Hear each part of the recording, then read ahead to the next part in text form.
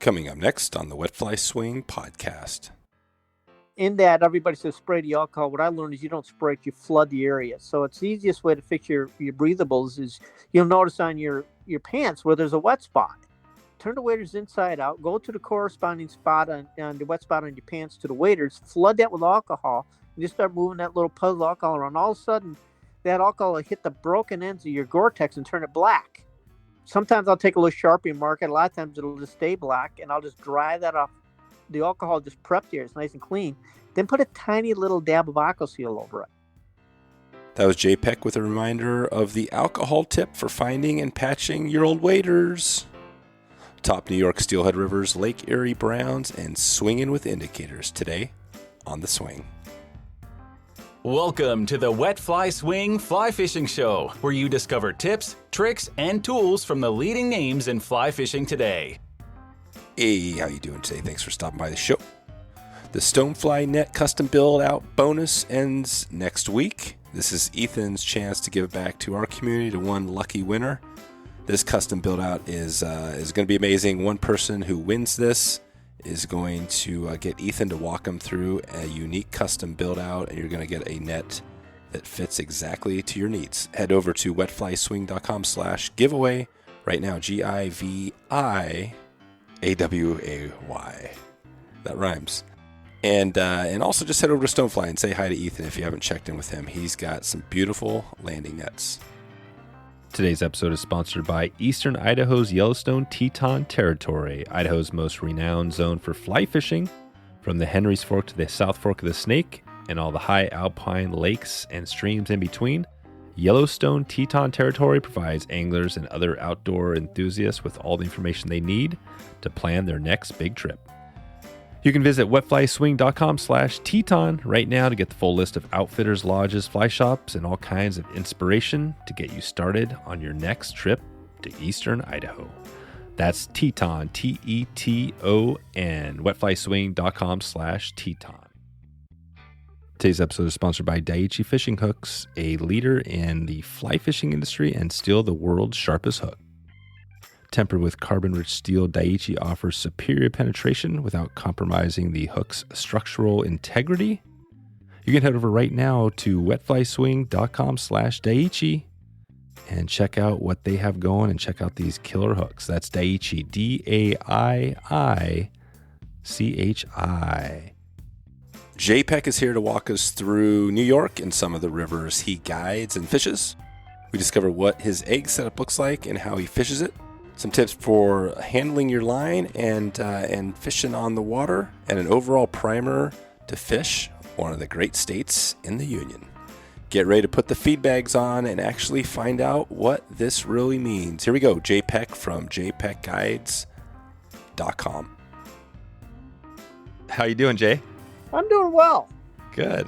Thanks for coming on the show to dig into New York, another great state, and lots of fishing action, both kind of steelhead, salmon, trout, a little bit of everything. We're going to talk about that, what you do on your guiding up there, and dig into probably some of your YouTube channel and all of that. But maybe take us back first. How did you first get into fly fishing? Start us there, and then we'll jump into your guiding.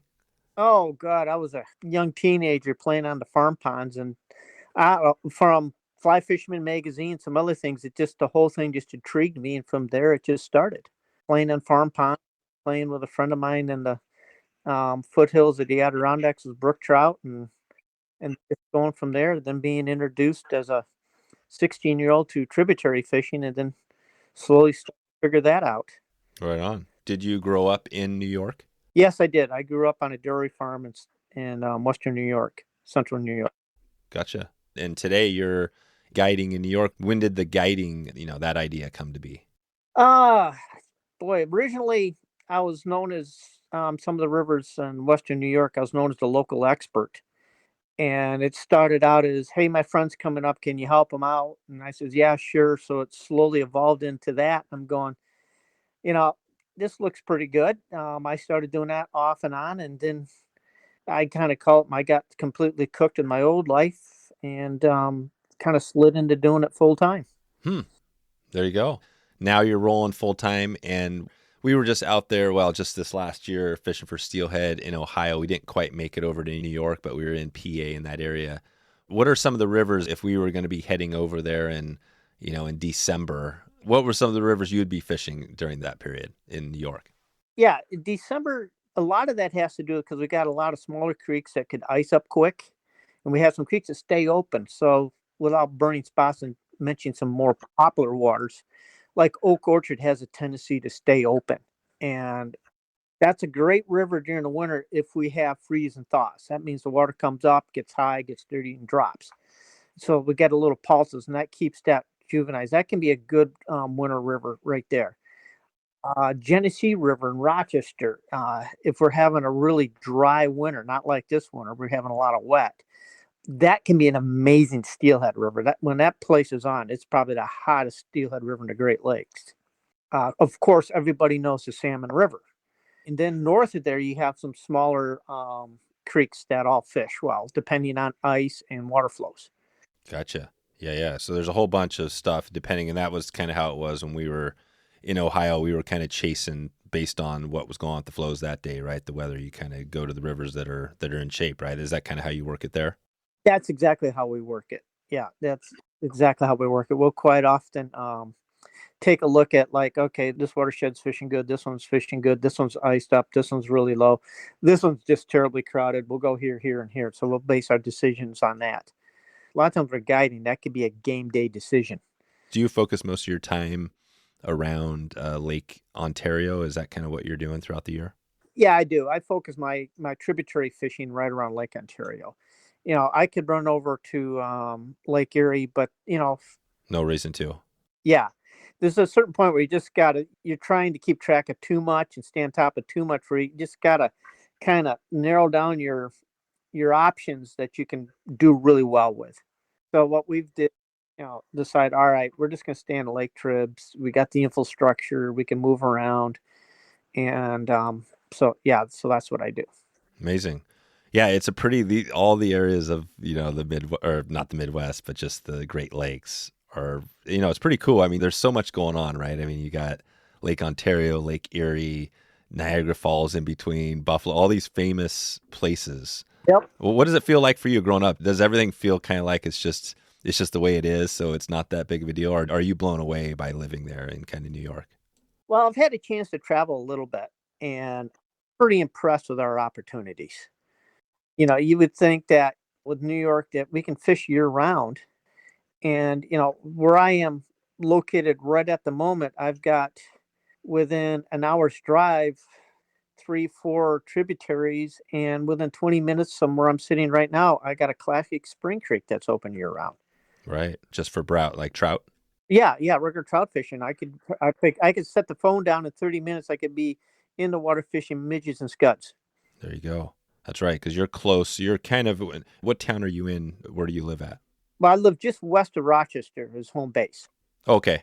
Yeah, so you're right smack dab in the middle of kind of Lake Ontario. And then you could kind of go up northeast and get into that part of New York that's kind of more, how's that different as you get away from Lake Ontario? Are there plenty of opportunities up there to do some fishing?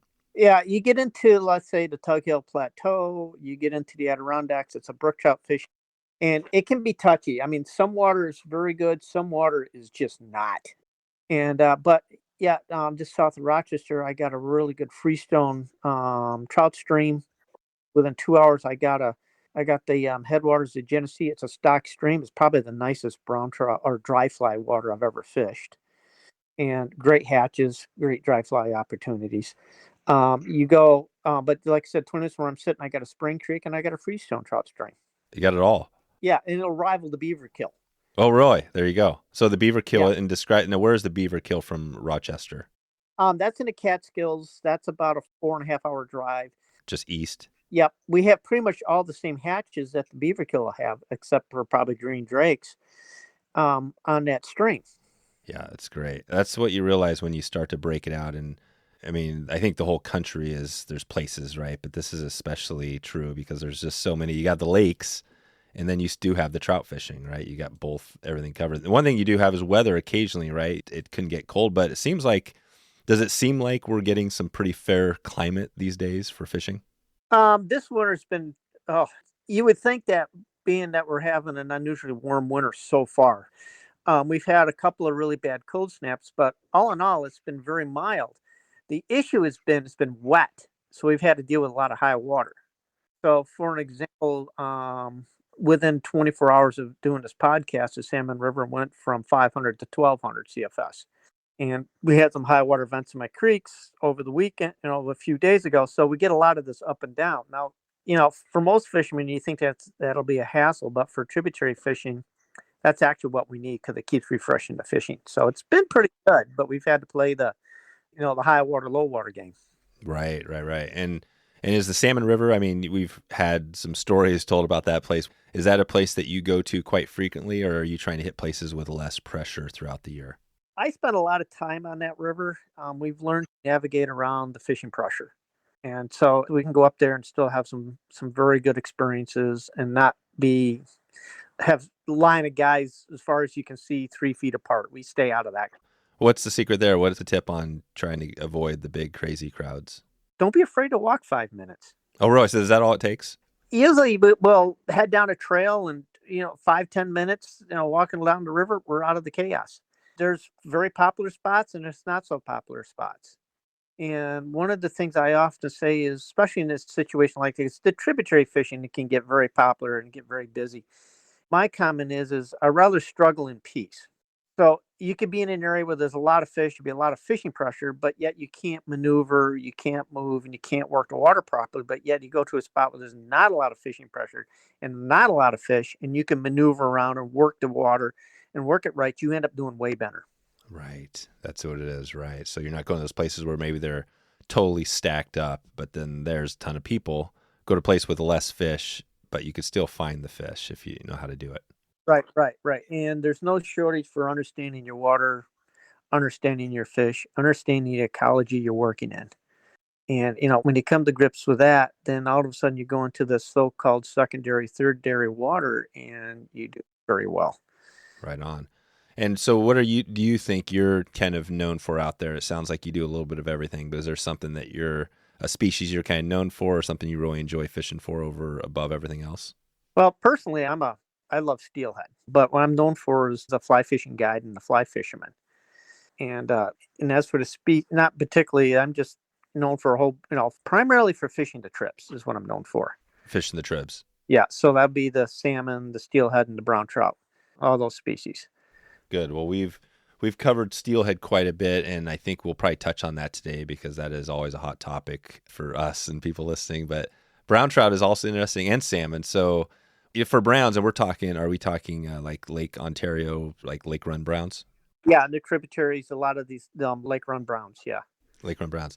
Well, let's dig into that to start us off here, because that was one that we've talked about browns, obviously, but not specifically in this area.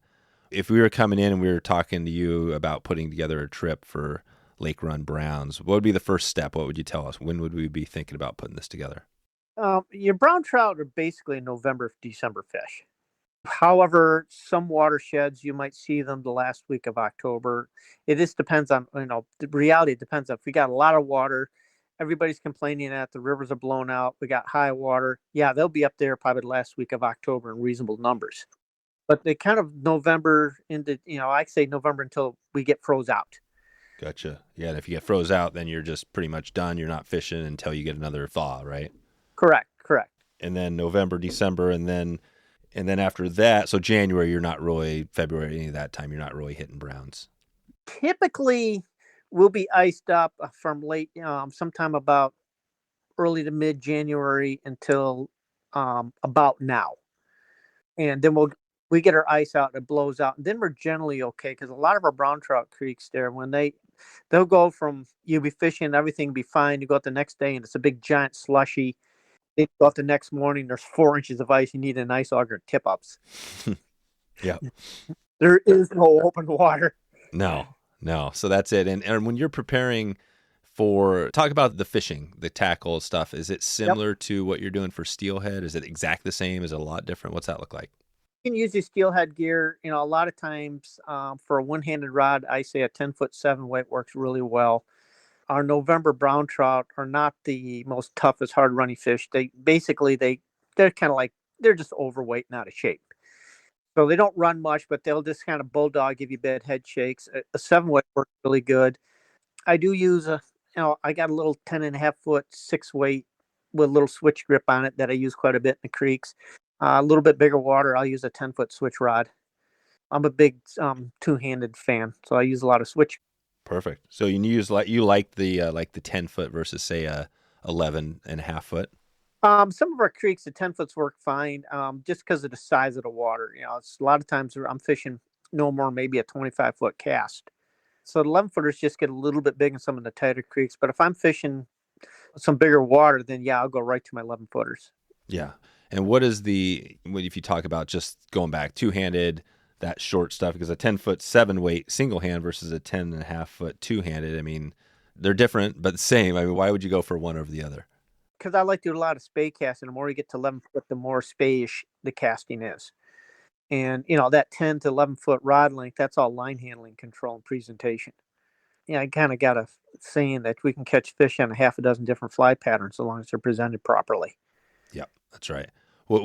How do you present? Talk about how you present the fly properly to browns if you're swinging. Like how are you finding the fish? What runs are you looking for? And then how are you presenting the fly? Well, a lot of it depends on where they are in their spawn cycle. So if they're first coming in, these fish are going to come in and they're going to hit the spawning habitat and they're going to dump. So when you're in early November to probably almost into December, we fish a lot of egg patterns because brown trout just love to eat. I've actually walked into a riff where I've seen a dozen brown trout laid up and paired spawning. And you go to the head of that riff and they're just happily spawning away, get in the back. And after a while, they'll stop spawning, line up on a feeding line, and start eating eggs. Wow. So it's a lot of egg patterns. There's a lot of egg drifting. And the nice thing about that, it's a lot of sight fishing. Then as we get through the spawn and the fish come off the spawn, they start dropping into the deeper cuts and pools and pockets. Yeah, as long as there's a lot of eggs in the system. I also got to remember, too, is when they come into November, we've already had our Chinook salmon run. So that same habitat that the browns are spawning on, the salmon have been into. So they come right on top of the salmon beds and just dig up the salmon beds. So you got all sorts of eggs going in the system. Right. So tons of eggs, and then the eggs go until December. Then early December, are you still using egg patterns? Well, by that point, yes, we certainly are, but I'm tired of drifting eggs. So, but you get a high water ball, the river comes up, and quite often because of that shift at bottom, that can create a very strong egg bite. But by that point, I'm swinging small streamers. Some of the water that I fish, there's a lot of creek chubs in it, and those fish get into there, and those creek chubs don't like cold water, unlike the brown trout do. And so those creek chubs become very easy pickings for them. So I just kind of slow swing little zonker patterns is my favorite, and start swinging those just off the bottom, nice and slow, and let them hang in the current, and start doing that. And that's using my favorite way to fish. Right. So you hit early when the browns come in, November when they're spawning. Let's talk about your egg pattern setup, and then we'll talk about swinging a little bit. But so what does it look like? Yep. What rod are you using, and what does your setup look for eggs?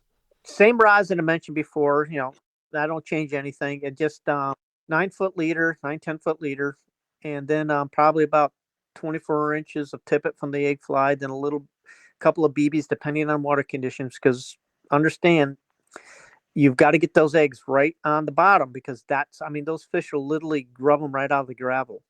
Little side note, I've caught some browns that were aggressively feeding, and you'd see one side of the mandible of their mouth rub raw from digging them out of the gravel. Wow.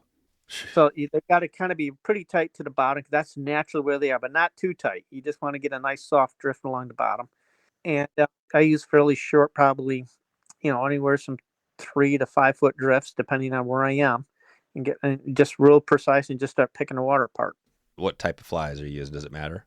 I use a lot of nuclear roe bugs. Oregon cheese is my favorite color.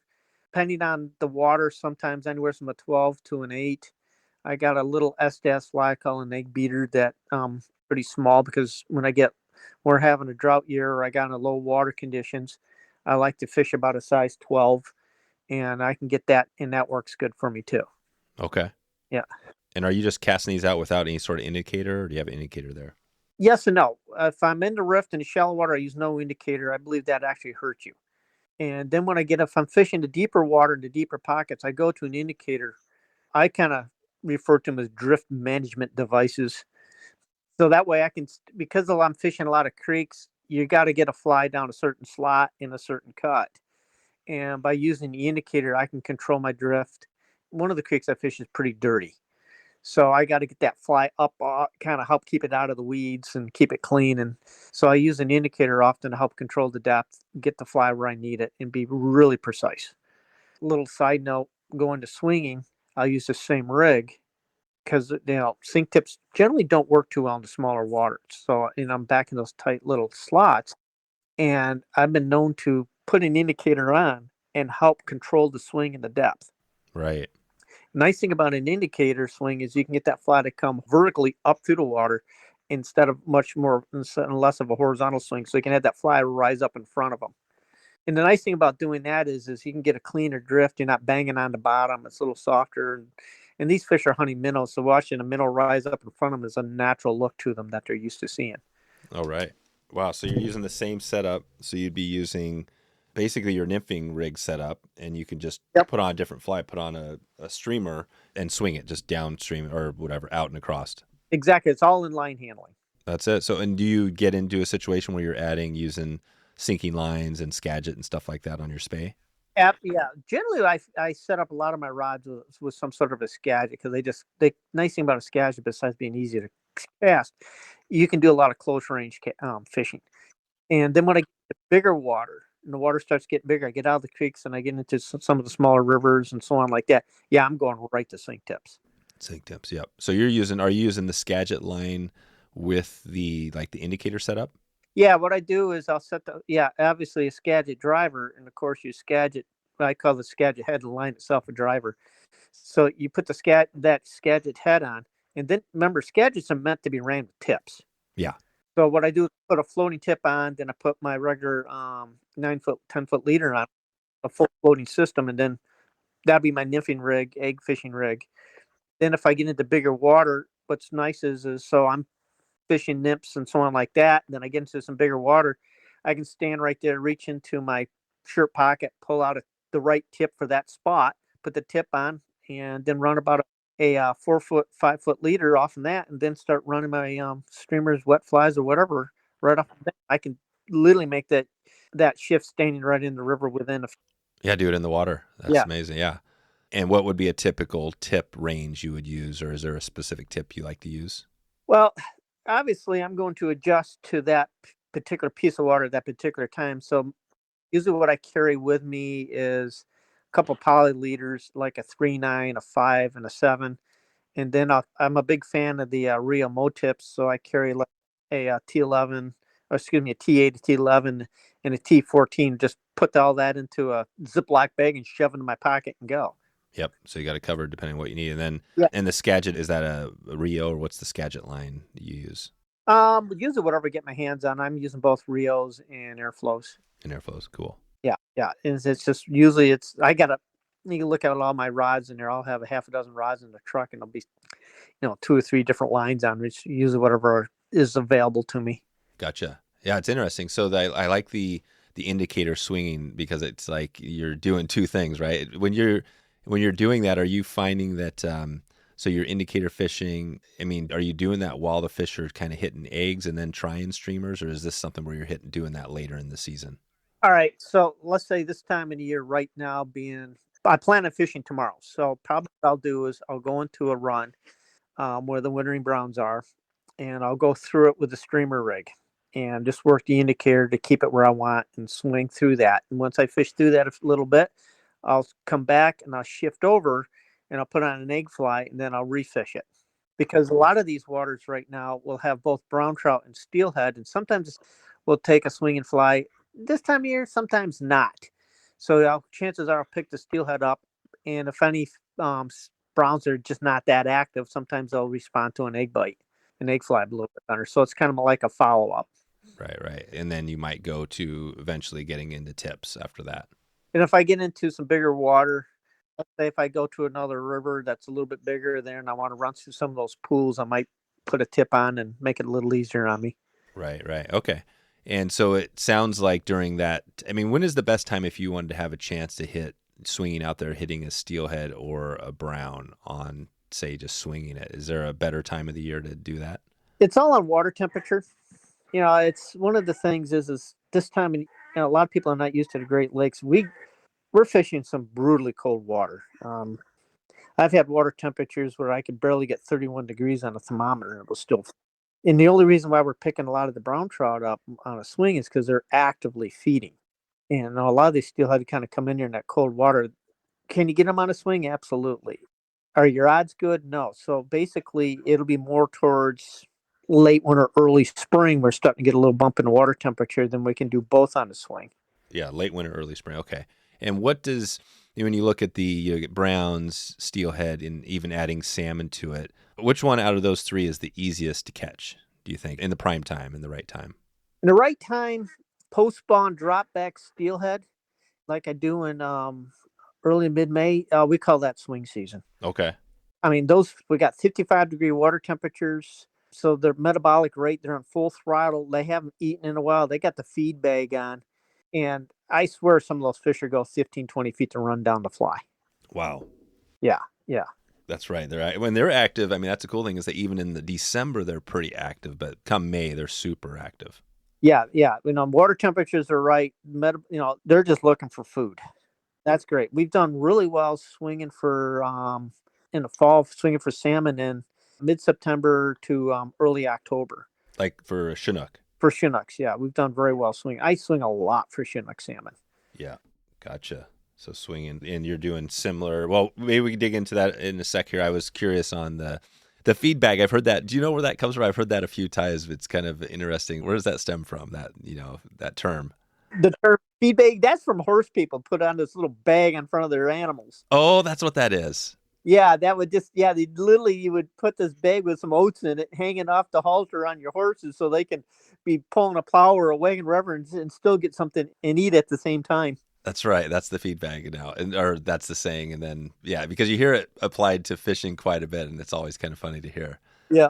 Gotcha. Okay, so that's it. So we're putting the feed bags on, and so for salmon, what does that look like when you're swinging for salmon? Is that very similar to swinging for steelhead or browns? Yeah, we'll use kind of with salmon. We got to be a little tighter to the bottom, where steelhead and browns will go vertically through the water column to chase a fly. Chinooks won't. They'll go horizontally for them. But rarely will they come up to intercept the fly.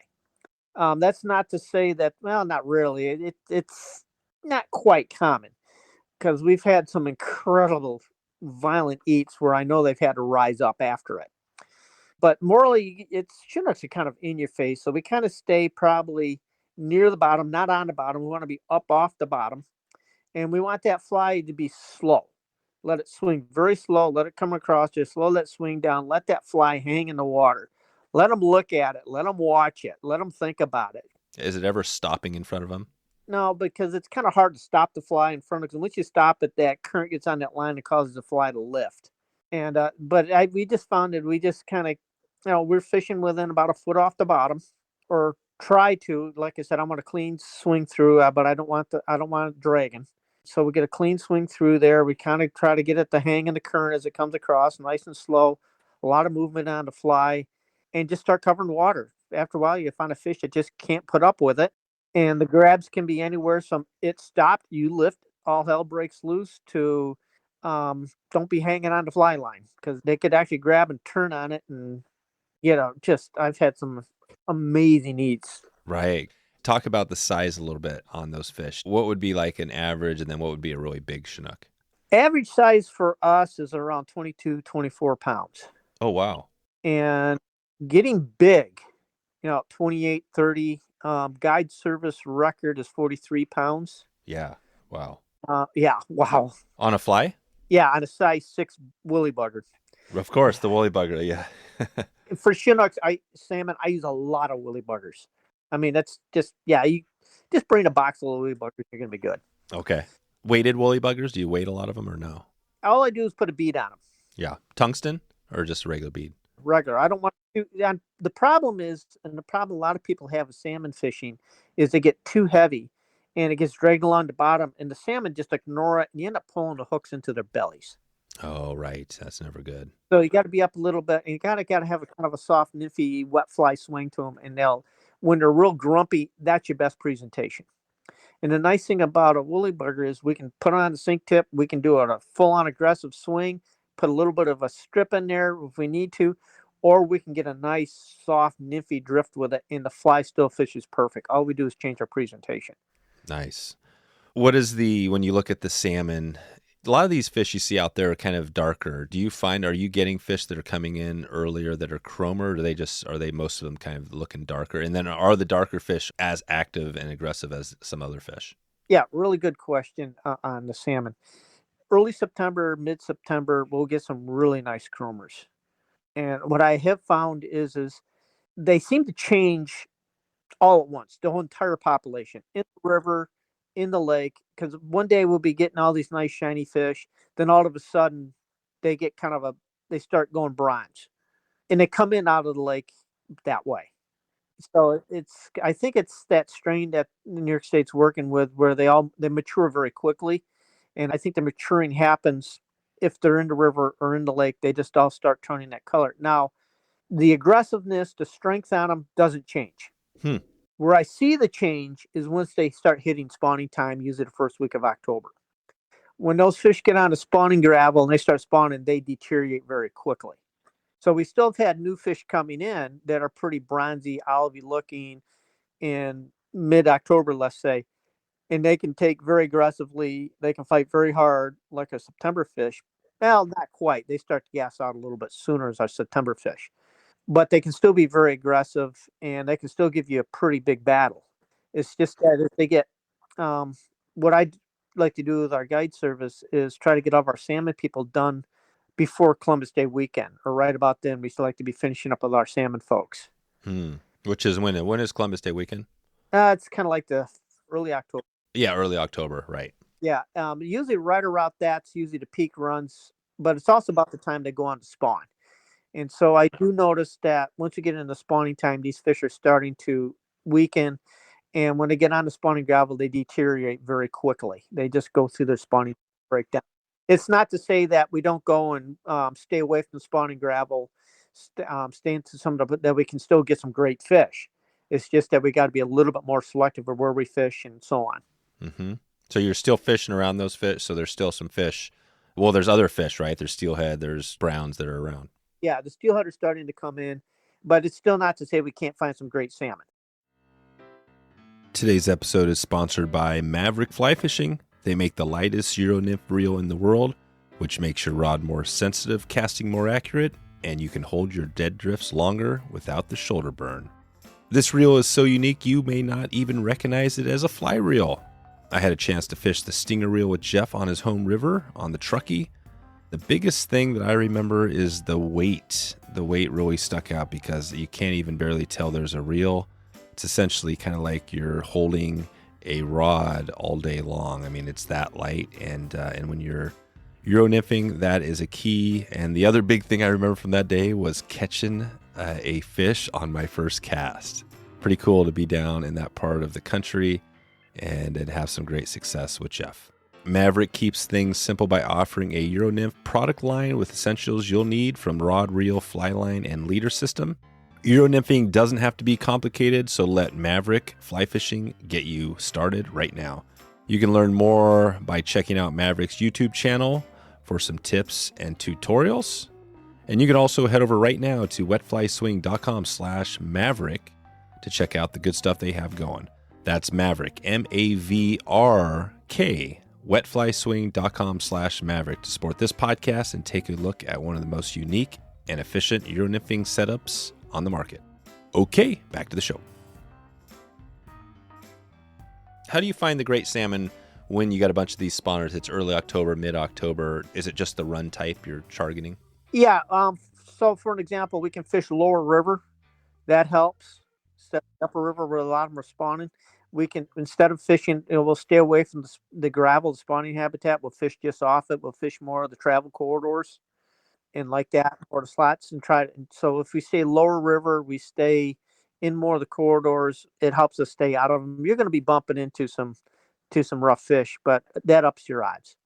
And one of the more wildest things that you can happen is sometimes I'll go and hang out around the spawning fish if I know there's fish moving, because you got all these hens spread out along these channels in the gravel areas with these new fish you got to travel, and you have all these tending males that have got all this territory.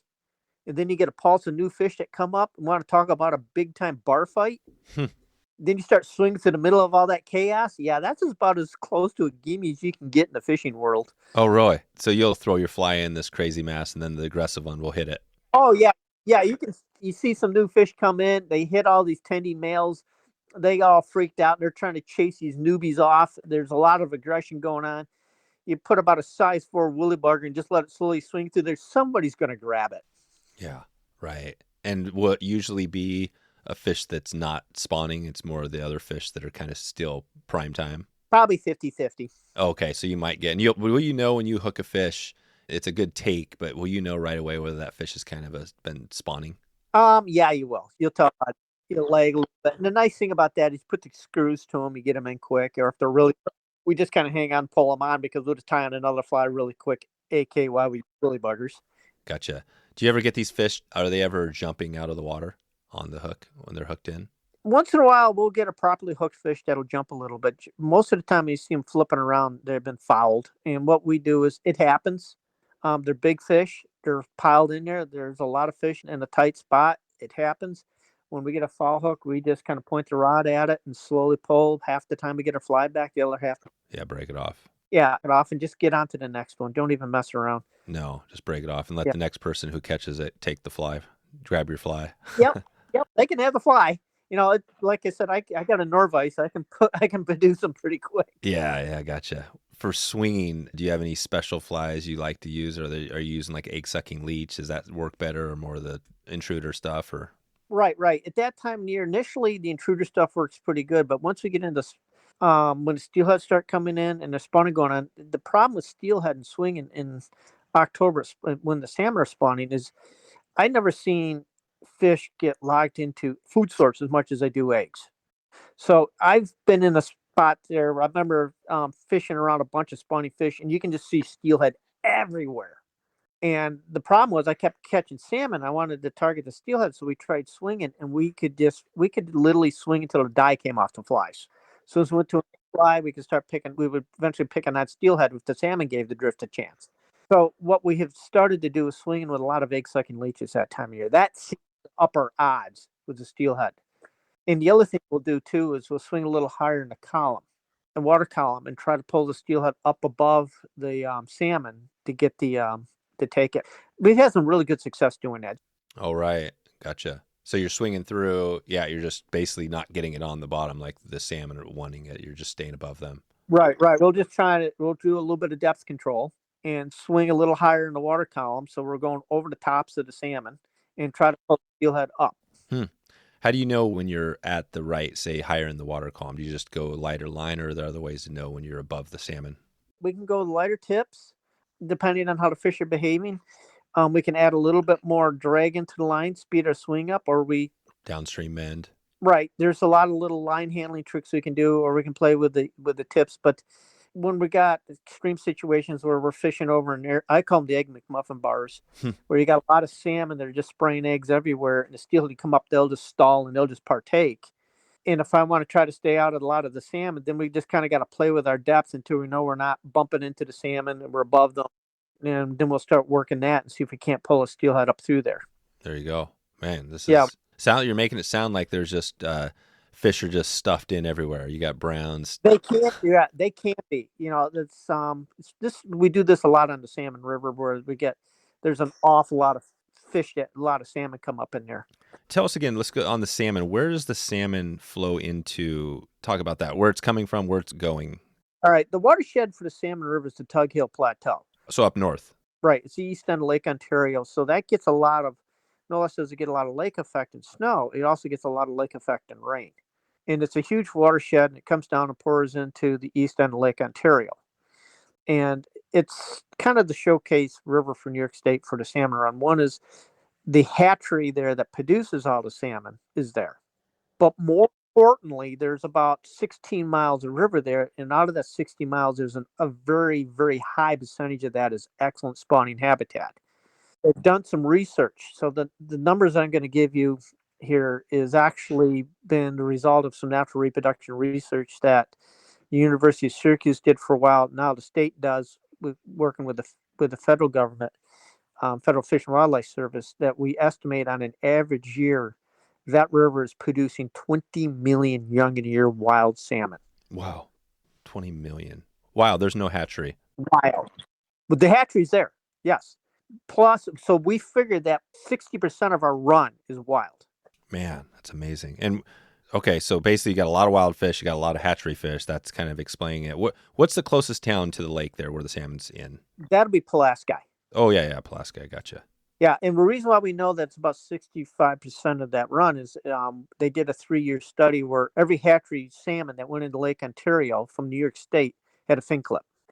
And they ran that for 3 years. And it was, I wish they continued to do it because it was pretty interesting on my part, because we'd be like all of our early September salmon, our almost until late September is grossly probably 90% wild. Then all of a sudden, right around late September, early October, we'll see all of our hatchery fish show up. Oh, wow. So that's cool. So yeah, earlier you're getting a lot more wild fish too. Yeah. And then a lot of our late fish are wild too. Oh, and late fish. Okay. Yeah. It seems to be. And I don't know if it's anecdotal or I just want it to be. I don't know, but it seems like the wild fish bite better for me. I seem to do way better. They just seem to respond to a swing and fly a lot better than the hatchery fish. When the hatchery fish come up, I got to do a little bit more dead drifting or a little bit of a softer drift. But when the wild fish seem to be moving, they just do really well on the swing. They like that moving fly. Right. So it seems like earlier would be better if you wanted to get a Chinook salmon, potentially, one of these hotter fish maybe, and probably earlier would be better if you want to do that. Say, like, when would be the prime time? If you want to really just forget about hatchery, just you really want to hit some of those hot wild fish, when would that be? Well, I tell everybody the same thing. The first 2 weeks of September is my time. I'm fishing for a fish or two, and it's all on the swing. They're all wild fish. And then about mid-September, the flows, the trickles are starting to pick up a pace. But there's still wild fish. At that point, the traffic on the river is picking up a little bit too. But yeah, that's probably your best time. It's about mid-September. Mid-September, okay. Yeah, mid to late September. Yeah, we've had really great time swinging flies for them. It's not to say that we've done very well in October. Yeah, it sounds like there's a good period where you can catch them. And then browns, remind us again, when would be a good time for browns? Right, browns are a November fish. However, the last couple of years, we've picked up an odd, I call them bonus fish, an odd brown trout, probably in early to mid-October when I'm fishing on the Salmon River. Oh, gotcha. Bump into some, so mid-October into November. But yeah, maybe early November would be fine, and that'd be after the salmon are gone or pretty much done. Correct. So what happens is I leave the Salmon River around Halloween. I go to Western New York to focus on a brown trout. And one of my guys has been working with me for years. He stays on the Salmon River and kind of head guides the Salmon River operation for me. So we kind of divide and conquer. That's right. I saw, what's his name? Rick Smith. Yeah, Rick Smith. Yep, Rick. Yep. Okay, perfect. Yeah, so Rick hangs out. So basically Halloween, you're heading west towards Rochester, right, back towards your hometown. And then he's staying up on Pulaski on the salmon. Yeah, he's a local boy. Yeah. How far is that? What is that, a couple hours? Or what's the drive? Yeah, it's 2 hours from here. And I keep a place up there. Oh, okay. Yeah, I have pretty close connections up there. I have a cousin that still lives in Pulaski, an aunt and uncle that live up there. Cool. Man, it's again, I just look around and I'm like, wow, you got this whole thing going on that you're west, north, east side. And then you keep going. If you keep going towards Niagara Falls and swing around, you get up into Toronto. What's Toronto? Is that like a 5-6 hour drive? No, we can be in Toronto in 2 hours from the house. Oh, wow. 2 hours. Yeah. There you go. So you're right there in Toronto. And I know, shout out to Nicole. She was on one of our recent trips and she's from that area and she was talking about how fired up. She just started steelhead fishing, right? But it's one of those things where I see why she's loving it, because Lake Ontario is pretty amazing. I mean, have you fished some of the other Great Lakes? A little bit, yeah. Yeah, I mean, Erie's right there. Erie's literally you could hit that easy, but it's a different state, right? Or no, I guess there is a little New York part of Erie. No, we got a whole bunch of chunk of Erie right in New York State too. I just choose to focus more where I do just to make it easier on myself. I kind of laugh because I warn all my newbies when they go in to do the steelhead thing. I says, be careful. This is worse than crack. Yeah, it is. This can get under your skin. You could end up looking like me. I know. It is definitely. It's one of those species, and any of those ones it seem like the ones that are harder to catch. Well, steelhead could be easy to catch. That's the interesting thing, because where you guys are, right? You hit it right. Yeah. They can be easier, but But for the most part, they're a challenging fish to catch, and so that even makes it more intense, more addictive. And what's fun here in the Great Lakes with the steelhead is you can use multiple techniques. So if you're a trout fisherman and you got nymphing skills, you can take that, go onto the tributaries and use that technique and be successful.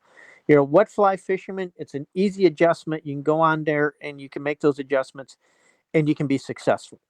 So there's a lot of different ways you can catch them. Yeah, this is awesome. Yeah, we were down in kind of closer to like Cleveland in that area, and we were fishing there, and I hooked a fish fishing for steelhead. This is in early December. Yep. And it kind of bumped it. You know, I had some tips and hooked it and landed. It was a little brown trout, or a nice, you know, it was like over 20 inches. Yep. And it was just it was kind of surprising. Do you guys get, I mean, when December are you surprised ever catching brown trout, or is that during that period, is that something pretty common? So in the Western tribs, it's part of our daily catch. Yeah, that's just normal. On the Salmon River, it's still a bonus fish, but it's not uncommon. Now we're still seeing them. You know, it's funny. They'll stock brown trout in the western or the eastern end of the lake, and they'll show up in the western end of the lake. Yeah, well, let's circle back on. So we've kind of gone through. This has been good because we've hit, you know, all the species a little bit, and we've talked about the area a little bit. You know, as you look again throughout the year. So we've gone in September, October, November, December, February. What's it look like? Just take us around the year. So as after May, you're starting to get those hot steelhead. What's going on for you? Are you still guiding throughout like May through the summer? Yes.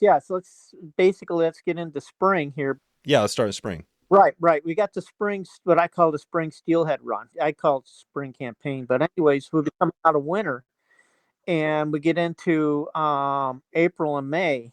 I'd say late March, April, May. And that's prime time for steelhead. So all these steelhead that haven't entered the river during the winter are going to feel that, you know, okay, it's time to spawn. They'll feel those warm water discharges from the rivers and the creeks, and they roar up and they do their spawning thing. So then we have the spring spawn cycle, and that runs from basically late March through April. I'll start seeing, it'll peak in Western New York before it does on the Salmon River, because generally the Salmon River's got snow melt in the end of March and April. It's very high, and it's just liquid ice, where I've got 45-degree water temperatures in the west end. And we'll run that cycle. Then when that collapses, I go to the Salmon River about mid-April. Now the water temperatures are starting to hit the 40-degree mark or rising. Understand, that's when the fish start getting real active, is at 40. Even though the river could be still just borderline, dangerously high. Raging. It's we'll start fishing that, and generally that will wind down about second week of May. So once we get to the spawn cycle, usually the end of April, we start really focusing and really aggressively chasing the drop back steelhead on a swinging fly. And these fish they're eating, and it's kind of funny. I'll know when the drop back fishing about collapses, because we'll be catching a lot of like chromed up females. They'll be in really decent shape. They'll have a little bit of wear and tear from spawning, but other than that, they're great. Yeah, they're down in their body weight, but they're strong. And we'll be catching those things, and all of a sudden we'll start catching some of these very tired, weak males. And they finally realize the party's over and they're leaving, and they're starting to leave, and they're starting to feed. And at that point, we usually back off. And we'll go and hit the trout streams. And, we're starting to look at potentially the caddis hatches on the trout stream, sulfur hatches. And, of course, then we're also starting to focus on northern pike. Oh, right. That was the other one we haven't talked about, right? So you've been getting in pike. Yeah, so we start chasing northern pike, and that's been a lot of fun. Yeah. And you're chasing those. Where are you chasing those guys? We're chasing those north of the Salmon River. So these are in the lake or in the rivers, or? You go north of the Salmon River, there's a lot of federal and state-owned wetlands. Oh, wow. That have a lot of marsh and then open water ponds, almost like small lakes. And what's nice about these things, they're restricted to like a 10-horse motor. So we just use our drift boats and row around in there. Oh, wow. So these are connected to Lake Ontario. Yeah, there's access to the lake. Yeah, I see. Yep. Yeah. I'm just looking. Might not even be the same area, but there's places like Henderson Bay up north, right out of Dexter. There's these little bays. Yeah, and even south of that, there's some little bays and stuff like that. Gotcha. Cool. So wow. So these pike they're spread throughout, but they're coming in here, just warmer waters and all that stuff. They just live there. Oh, they live there. Yeah, they live there, and it's kind of interesting. Is some of these areas there is there's an awful lot of pike. I mean, good luck trying to find a bluegill. You know, there's one little piece of water we have a lot of fun fishing. That they're not big. I mean, we're talking about the average pike being around 26 inches, but it's not unusual for us to get in a morning of fishing from first light until like noon to have 6 to 10 on. Oh wow, 6 to 10 on.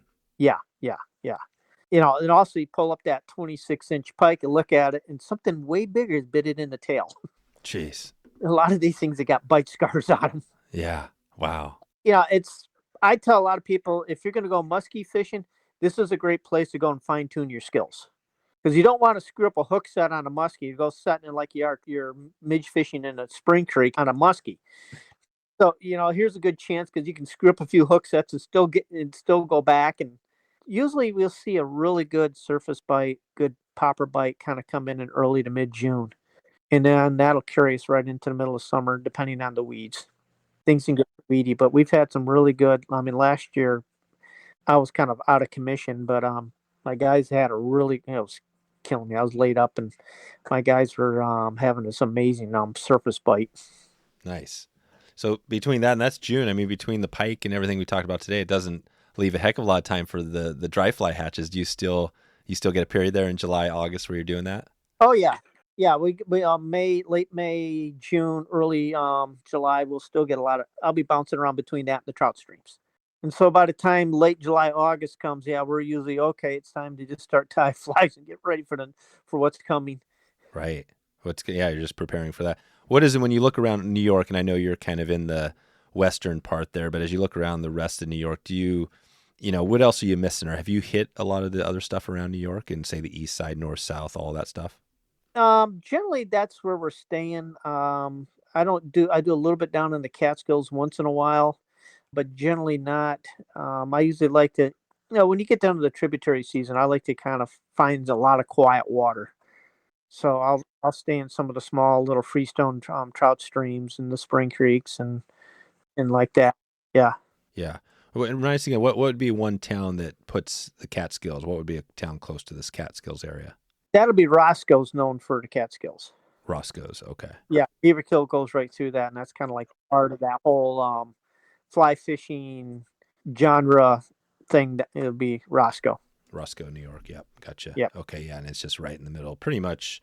Yeah, pretty smacked. Well, no, not middle. It's kind of south. It's a little south, but yeah, it's interesting. It's pretty. It seems like it is fairly diverse. Is that how you would see New York?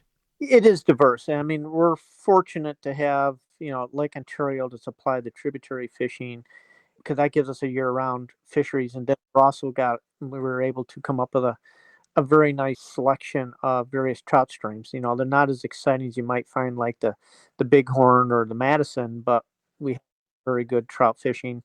And our biggest problem with our trout fishing is it's heat of summer.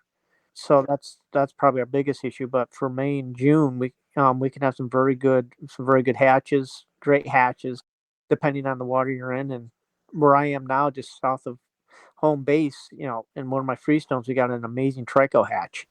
Oh, nice. Yeah, a lot of creeks will have trikes, but for some reason we have great trikes, and the fish eat them. There you go. God. Well, I think what we're gonna have to do is maybe check back in with you, because there's a lot more here to New York. But I mean, it feels like we touched on a little bit about what you do here. You also have a YouTube channel. Do you want to give us a little heads up on what people can expect if they take a look at your YouTube channel out there? Yeah, the YouTube channel is Lost Rivers Fishings and JPEG Guides. So that's how you can find it.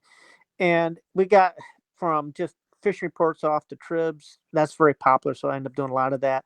We got some fly tying on it. We have some gear tips on it, like how I set up a spey rod. Probably my most popular little video I got up there is how to fix your waders. Oh, there you go. Yeah, so I got that stuff. And then we got a lot of just us out fishing and being us. So if you want to know who we are, what we're about, you just go to the YouTube channel, look onto the fishing videos, and just watch us be the goofballs we are on the water. Gotcha. So you got some on the water stuff. Oh yeah, we got a lot of on the water stuff, us fishing and catching fish, trout fishing, pike fishing, fishing the tribs. So you can see the fish that we catch. You can see how we fish for them.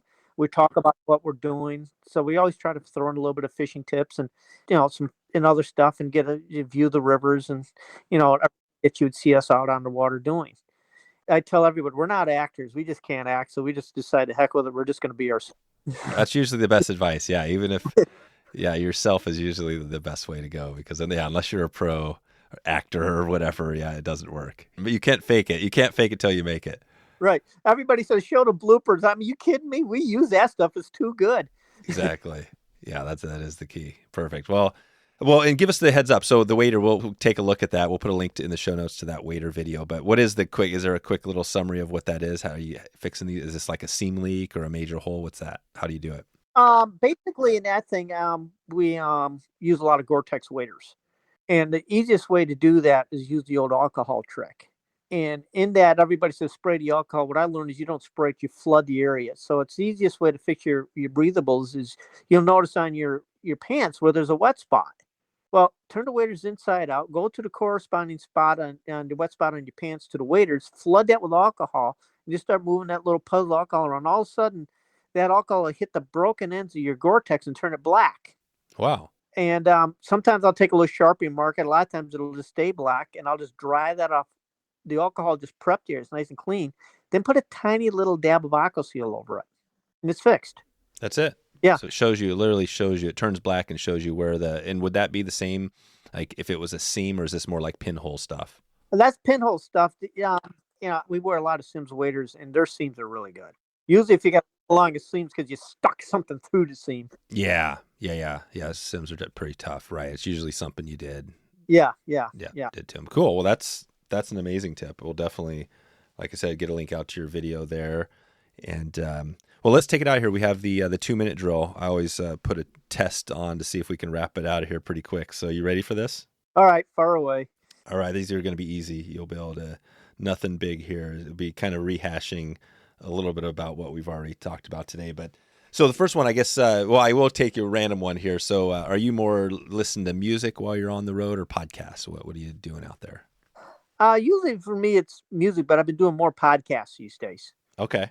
Do you want to give us either a podcast episode or a show you've listened to, or a song or a music or a band that you like? It depends. If I've been fishing really hard and it's a long day and I got a long drive on the way home, I just let Metallica rage. There you go. Perfect. Let's go with Metallica. Love that. That with a lot of coffee. Yeah, good. I love it. Yeah, I love Metallica. We'll put a video to Metallica in the show notes as well. So we talked rods a little bit. We talked two-handed, single-hand. It sounds like you could cover whatever anybody wants to do, but you have one rod for New York to pick throughout the year. Only one rod, one length. Wait, what is it? If it's going to be, if it's in the tribs, a 11-foot 7-weight switch. Yeah, 7-weight switch. Yep. And is the switch, when you say 11-foot 7-weight switch, is it just, the switch basically means you can cast single-handed easy, and if it's not a switch, you can't? Right. Basically, with a switch rod, I set it up with a Skagit system. I set it up with a running line so I can change to a Scandi. I call it the multi-tool. You can adjust tips, lines, whatever you need to on the go. It's long enough. You can swing, you can nymph, you can cast, spey cast. You can do whatever you need to do at that moment. Yep, 11-foot 7-weight. That's it. That's the one. Yeah, it's a little light for salmon, but so what? You hang out till they get tired. You want to give a shout out to one of your companies that you use out there on the rods? Yeah, it's for an example, one of the rod companies I've been using a lot more is Douglaston Outdoors. They got a lot of trout rods, one-handed rods that are really, really great. They make probably the nicest saltwater rod I've casted in a long time. There you go. Yeah, I use a 9-foot 10-weight or 9-foot 9-weight in the pikes things, and we're throwing half a chicken, and those things will just chuck it. I also use a 9-foot 3-weight in my trout streams. My favorite go-to trout rod. Nice. All right, good. So we got that, and then fly. Let's just stay on that. So we're fishing for browns. Is it your one fly? What's the one fly you're going with? Is it an egg pattern or is it a streamer? Right now it's a white zonker, size 6 weight. White zonker. Yep. I catch a mountain of them. Yeah. Yeah, white zonker. Yeah, white is a good color. Why do you think white? Is that kind of a fleshy thing? In my situation, it matches the forage base they're chewing on right now. Right, it's just the floor. Yeah. A lot of creek chubs, and they're a light-colored thing. That's it. Okay. And we haven't gone into the spey casting much today, but if somebody's out there with you and they're struggling to get the spey in, what's one tip you might give somebody listening now to help them with their spey? All right. They're making 2 mistakes. They're trying to do everything with their top hand. So I tell them to open up your top hand, That forces you to use your bottom hand. And the other thing is they're coming from a one-handed rod. This is all one-handed problems. We're used to dropping a rod tip and shooting at a target. With the spey, stop your cast high. So loosen up that top hand and stop that tip higher, and your cast will start to aerialize a little better. That's it. Perfect. And slow down. And slow down. Yeah, slow down. That's it. Those are tough ones to do. But yep, slow down. And yeah, because a lot of us are making that transition from one-handed rods to two-handed rods, and you got a lifetime of muscle memory that you're fighting. Yep, that's it. Yep. Perfect. What is one trip that maybe you haven't done yet, but it's on your bucket list you really want to hit up? I'd like to go to British Columbia, up in that watershed there. Not as much as to catch a saltwater steelhead. I'd like to see the country. See those rivers that I've heard so much about, see the country. Yeah. Yeah, it's interesting because, well, I guess you are a little bit south as far as latitude, but you are still up in the northern part of the country. And you're not far from, Ontario, right? So you got some probably habitats that are similar to BC, I'd imagine, up north. Do you think any of that area up in Canada north of you is similar? It's much more northern, much more boreal forest, pine. We're hardwoods. Right. It is different. Yeah. Perfect. All right, BC. And then what about one person? Do you have, it sounds like you've built this thing a lot on your own as a youngster, but has there been like somebody that's influenced you or mentor or somebody you followed over the years helping you with all your journey? Probably, one person that's probably had the biggest influence and everything else is my father-in-law, Carl Coleman. He had a fly shop in this area for years. He's part of the old school fly fishing genre. He's in his mid-80s. He was a big one. Another person that really helped, especially with the spey rods, the swing things, would be Mike Kenny. Oh, yeah. A quick little story. Several years ago, I went out with a friend of mine. One thing or another, we didn't end up in his home waters. We ended up in another river that was open. We spent 5 days with him, probably 7 days on the water. Never touched a fish. The most successful fishing trip I was ever on. When I came back from him, and swinging flies, line presentations, and everything else in casting has influenced my swing fishing, my steelhead fishing tremendously. Right. That's it. That's the ultimate. As a guy, you probably know this, right? Fishing's the fishing. You never know what that's going to bring. But, you saying that, I imagine that's probably how you look at your guide trips, right? Oh, yeah. What I learned in a way, it was a good thing the fish weren't in the way to distract us. And then at that point, what left was talking about casting, talking about line setups, talking about presentations, how we cover the river, how we handle each different things, how we make the adjustments, and then taking what he does in his waters, come back and adopt it to my waters. Yeah. And what are his waters? Where's he at? He's kind of retired from the guiding these days, but he usually fishes the Skagit. Yeah, that's right. Yeah, he's out west. Yep. Yeah. Yeah, that's right, Mike Kinney. Yeah, he's a big name out there. Definitely one of the old guys. Yeah, and his style of casting helped me because he's an underhand caster. And I've adopted that style of casting because of my tendonitis from my old life and my body. That keeps the stress off of my elbows and my shoulders, and I can cast a two-handed rod all day. Yeah, that's awesome. That's one of the things with the two-handed rod is that's a huge thing, right? It changes the game from, a young guy thing to like literally you can do this your whole life, right? The two-handed style. Yeah, I've had guys that's come on to the things and they're about ready to give up tributary fishing because the rods are too heavy and they go up my shoulders and all that. And I'm like, well, don't use your shoulders. Here, let me show you a different technique of casting. Put a two-handed rod. Don't use a one-handed rod. That'll beat you up. Trust me, I know. And I'll change your casting, put a two-handed rod in there, show them some body mechanics and everything else, and they're off and running. They're comfortable. Yeah, it's amazing. You're not looking for the ibuprofen after 3-4 hours of fishing. No, that's one huge thing. Nice. Well, I think we'll leave it there, Jay, and send everybody out to jpeckguides.com, also lostriversfishing.com. And until we meet again, I think we're definitely going to follow up with you and keep up. We'll probably be heading out to Northeast, later this year. So thanks for all your time today and appreciate you shedding some light on New York and all the good stuff you have going. That was my pleasure. And give me a shout when you get in the neighborhood.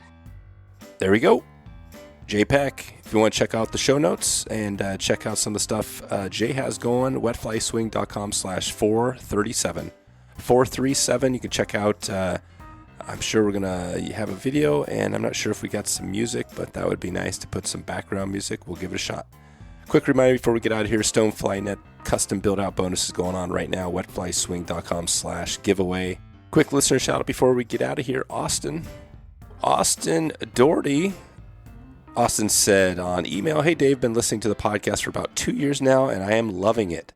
I'm located on the Canadian reach of the Upper Columbia, Kruk territory." Shout out to Bruce Kruk with a nice laughing smiley face. Favorite fish to target is UC red bands with a spey, rod, and streamer eating bull trout on single hand. Damn, that sounds great. He says he mixes in a little bit of the cutty dry fly as well.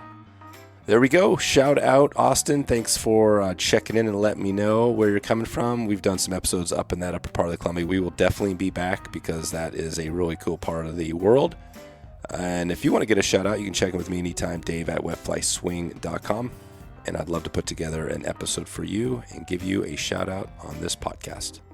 All right, I'm going to give a quick shout out to the School of Fishing. If you get a chance, you can check that out right now. The School of Fishing, this is our travel program where we are putting together some of the best trips with some of the great gurus and amazing anglers we've had on this podcast. If you want to check out upcoming trips and see what we have going there, you can head over to schooloffishing.co. And you can also check in with me anytime to find out. But give some support over there and show the love. And we would love to see you on the water. I hope you are having a great afternoon, a great evening, or a great morning, wherever in the world you are. And I appreciate you for hanging out with us today. Talk to you soon. Thanks for listening to the Wet Fly Swing Fly Fishing Show. For notes and links from this episode, visit wetflyswing.com.